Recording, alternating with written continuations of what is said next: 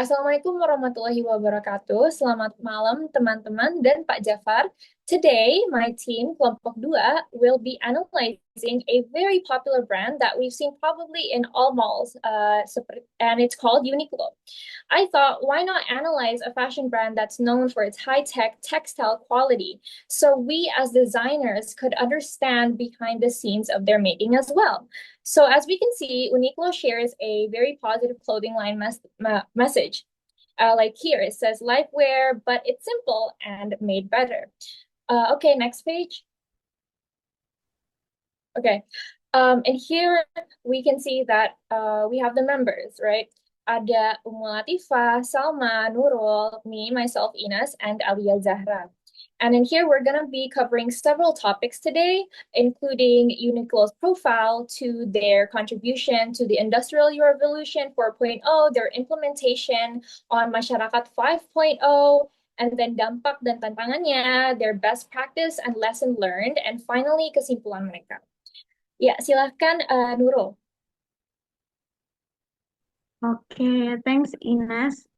Sekarang kita bahas what is a Uniqlo. Jadi yang pertama tuh ada profilnya dulu, profil singkat.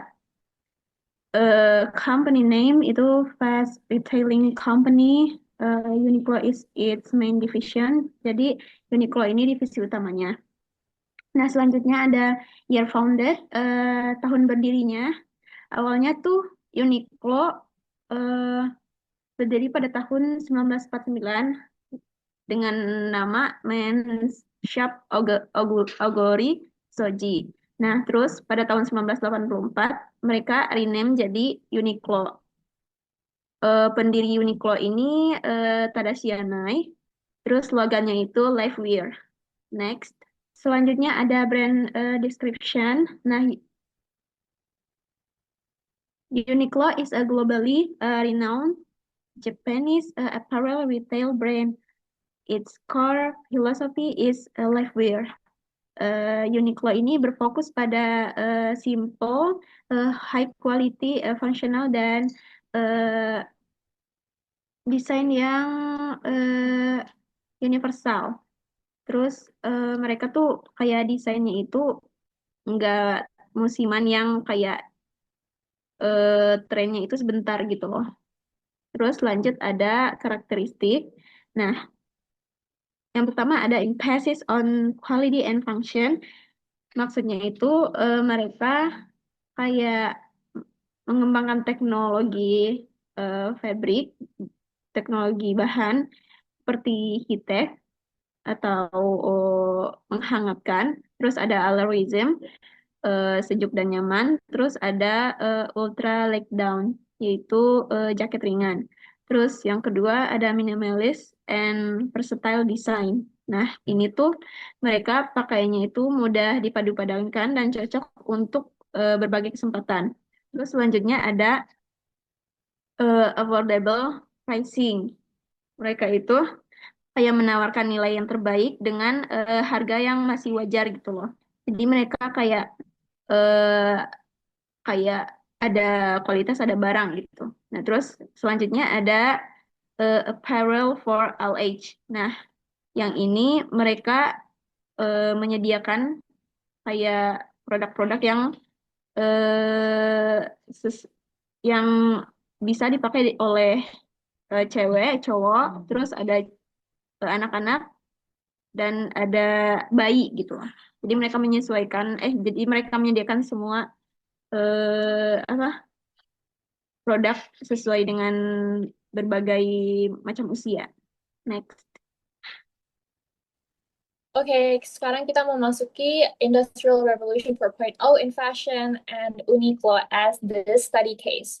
So, and here let's just have like a quick little recap. What is Revolution 4.0, right? 4.0 itu merujuk pada integrasi artificial intelligence, Internet of Things, right, and big data ke dalam proses bisnis. Nah, dampaknya itu sangat besar, terutama dalam meningkatkan efisiensi dan juga kecepatan produksi. Namun, revolusi ini juga kan membawa tantangan baru, like what Pak Jafar taught us, seperti pengurangan tenaga kerja manusia karena standarisasi ya guys. Nah dari sinilah saya mulai meneliti bagaimana industri fashion merespons kepada perubahan ini. I've researched like at least 5 sites on Google. Okay, so sebelum saya masuk ke dalam studi kasus Uniqlo di Point B ya, Indonesia's response, saya ingin tunjukkan bagaimana Indonesia itu sendiri merespons kepada revolusi industri 4.0. Jadi pemerintah itu meluncurkan program Making Indonesia 4.0 untuk mendorong industri beradaptasi ke arah digital. Dan salah satu sektor utama yang jadi prioritas adalah tekstil dan pakaian. Namun dari data yang saya temukan, sebagian besar perusahaan baru menerapkan teknologi kurang dari 40%. Jadi masih dalam tahap awal. Karena itu, saya ingin menunjukkan seperti apa sih contoh implementasi yang sudah lebih matang, yaitu dari Uniqlo. So in here at point C, Uniqlo's IR 4.0 in action, their warehouse automation. Kalau kita lihat Uniqlo di mall tuh kan terlihat simple banget ya, tapi ternyata di balik layar mereka sudah menggunakan teknologi canggih. So apparently in Japan, 90% of their workers, of their warehouse workers, karyawan gudang mereka digantikan oleh robot Daifuku namanya. Sehingga warehouse mereka itu bisa beroperasi 24 jam, non-stop. Robot ini tidak hanya mindahin barang, tapi juga menyortir, mengecek kualitas, membaca RFID tag, and sampai mengemas dan memberi label. Proyek ini ternyata when I researched dibiayai $885 juta dan tidak berhenti di Tokyo saja. Jadi Uniqlo wants this to be universal. They want to put it in every branch of their stores and every possible countries they can. So Uniqlo believes this system will help minimize storage costs and most importantly, deliver products faster around the world. So di dalam foto pertama di dalam bubble itu, in that little circle, it's actually an RFID scanner, and then the one next to it is a carton former, and then the one next to it is a container organizer. Next slide, please.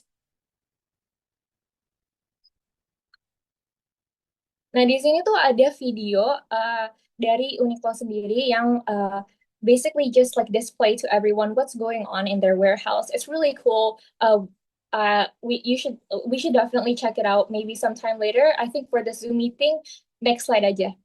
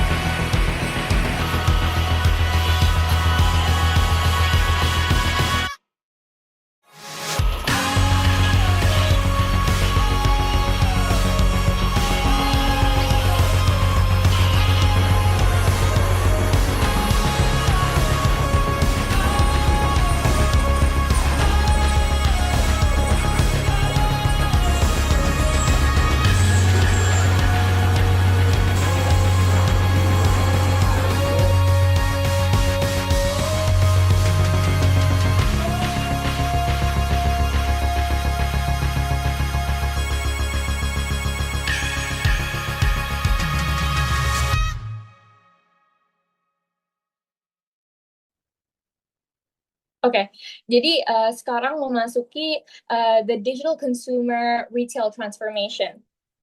Jadi transformasi Uniqlo itu bukan hanya soal efisiensi, tapi juga menjadi digital consumer retail company. Walaupun kelihatannya Uniqlo cuma toko pakaian biasa, sebenarnya mereka itu lebih mirip perusahaan teknologi karena mereka mengumpulkan jutaan feedback dari pelanggan tiap tahun, lalu pakai AI dari Google and Accenture untuk memprediksi warna atau ukuran mana atau tren mana yang bakal laku.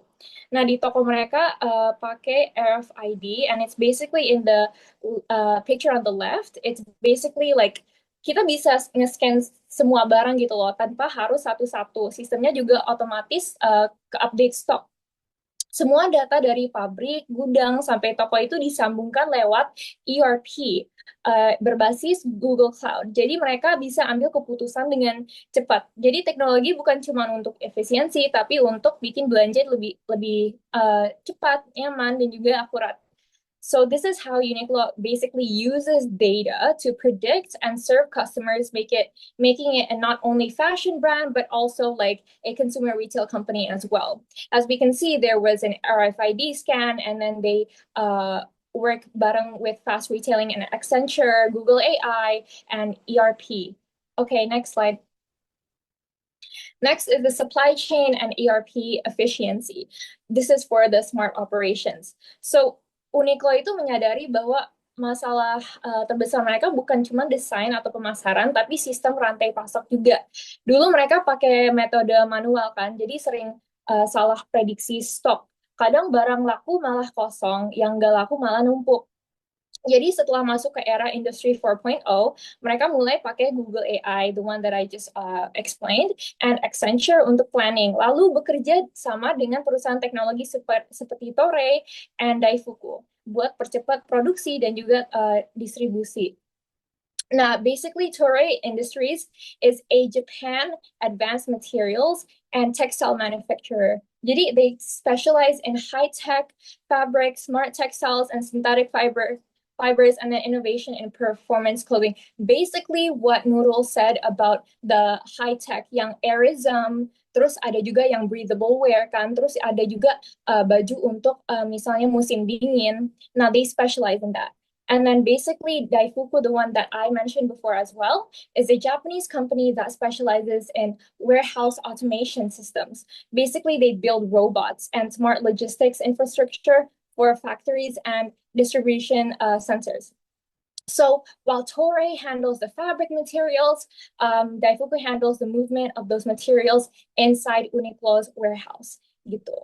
Jadi terus masalah ERP, bagi teman-teman yang masih bingung, ERP is basically a Google Drive, basically for the entire company, but it's much more smarter. Mereka tuh yang it's basically like a software yang nyambungin semua data dari pabrik sampai toko secara real time, mulai dari produksi, gudang, distribusi, keuangan, toko retail, dan kantor pusat gitu. Jadi there was a very drastic result in Uniqlo using all of these technologies, and it's basically like stok mereka jadi lebih akurat, biaya turun, dan juga profit mereka naik gitu.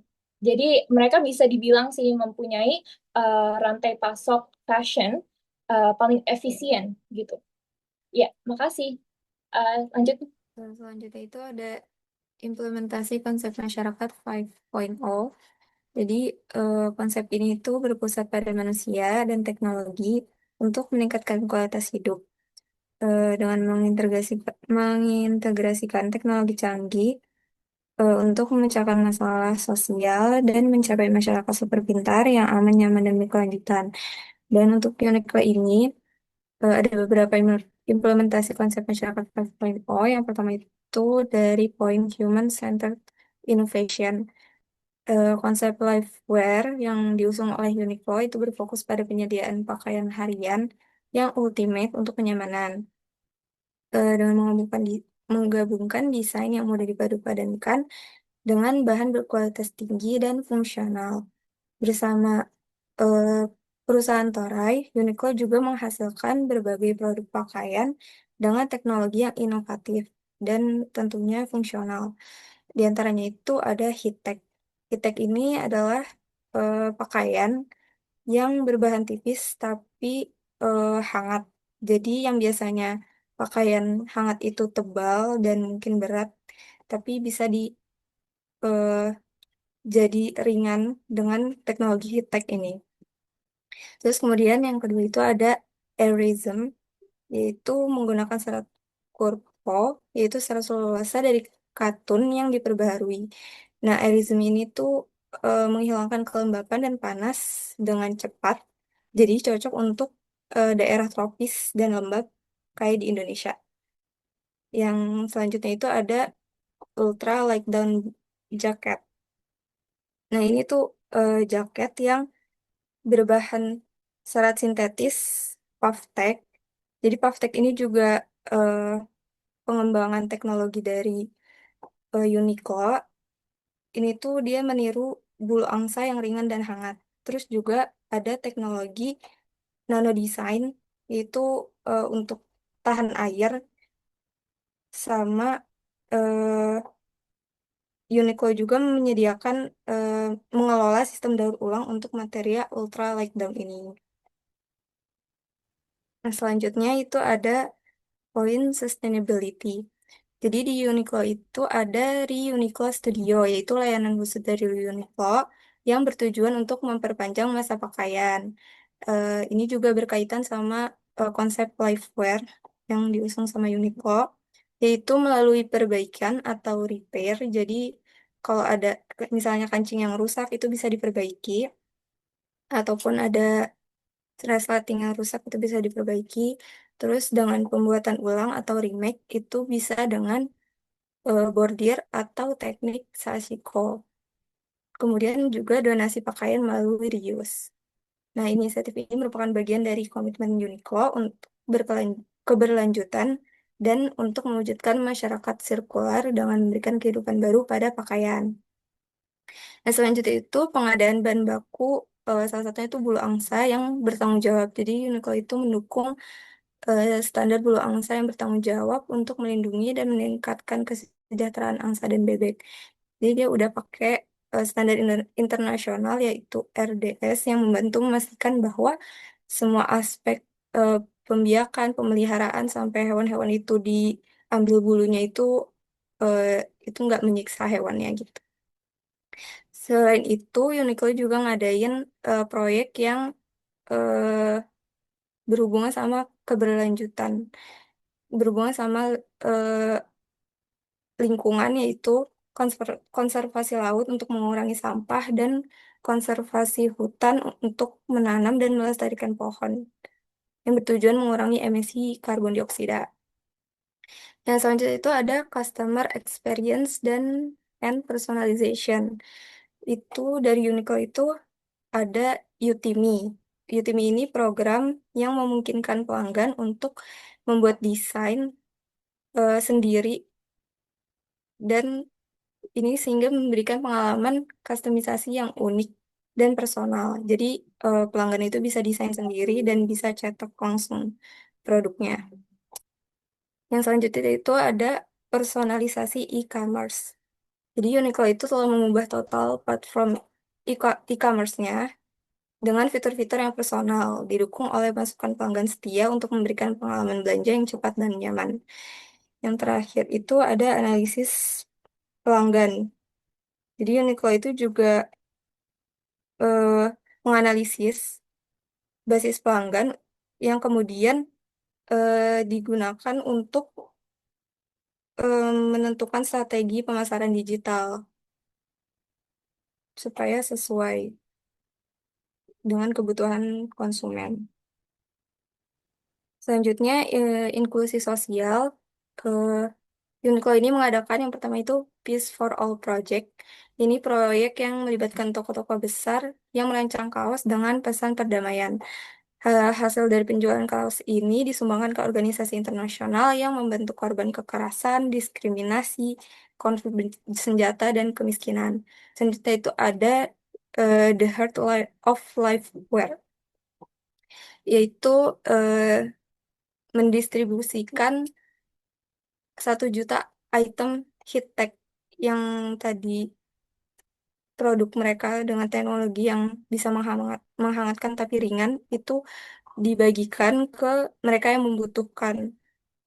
Kemudian ada lingkungan kerja inklusif. Jadi Uniqlo itu punya komite khusus untuk mempromosikan keberagaman dan inklusivitas di kalangan karyawan dan pelanggan. Terus kemudian juga di Uniqlo ini menyediakan kesempatan kerja dan pelatihan bagi para pengungsi. Nah, untuk poin terakhir itu kolaborasi global dan lokal. Jadi Uniqlo ini berkolaborasi dengan merek dan seniman lokal di Indonesia melalui teknologi untuk menciptakan produk inovatif dan pengalaman unik. Seperti layanan kustomisasi Utimi yang tadi udah disebutin juga, yang memungkinkan pelanggan merancang kaos sendiri dengan desain digital dari merek lokal seperti Tuku dan BLP Beauty. Nah, selain itu, teknologi digital printing dan aplikasi untuk konten eksklusif melalui kolaborasi dengan Pokemon juga diterapkan, serta memanfaatkan teknologi Rain RFID dalam manajemen inventaris untuk pengalaman omni channel yang mulus. Nah, Utimi ini berkolaborasi dengan Pokemon untuk merayakan popularitas karakter legendaris ini di Indonesia. Dan desain Pikachu-nya itu pakai baju motif batik. Jadi memberikan sentuhan khas Indonesia yang menunjukkan kolaborasi antara budaya global dan lokal. Saya akan menjelaskan dampak dan tantangannya.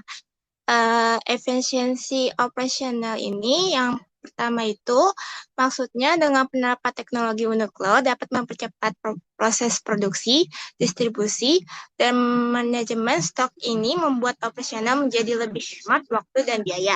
Yang kedua, pengalaman konsumen. Maksudnya Uniqlo ini menciptakan produk inovatif seperti headsets dan iron yang nyaman dan sesuai kebutuhan pelanggan. Ini meningkatkan kepuasan dan loyalitas konsumen. Yang ketiga, peluang pasar baru, yaitu teknologi membantu Uniqlo menjangkau pasar digital secara global. Mereka bisa memperluas jangkauan penjualan melalui platform online dan foto virtual. Tanggapannya, yang pertama, biaya tinggi, yaitu inovasi dan ekspansi butuh modal besar. Yang kedua, kebutuhan SDM. Sulit mencari tenaga kerja terampil di pasar baru. Yang ketiga, keamanan data. Risiko kebocoran data pelanggan di era digital. Yang keempat, referensi konsumen dan pekerja, yaitu ada tentuan transparansi dan isu kondisi kerja. Yang kelima, isu etika dan lingkungan, yaitu Uniqlo ini dikritik terkait fast fashion dan dampak terhadap lingkungan. Selanjutnya, Oke, saya akan menjelaskan tentang best practice dan lesson learned. Jadi, best practice ini merupakan strategi dan langkah nyata yang sudah terbukti berhasil dan bisa dilakukan perusahaan lain. Yaitu satu, produk fungsional dan kualitas.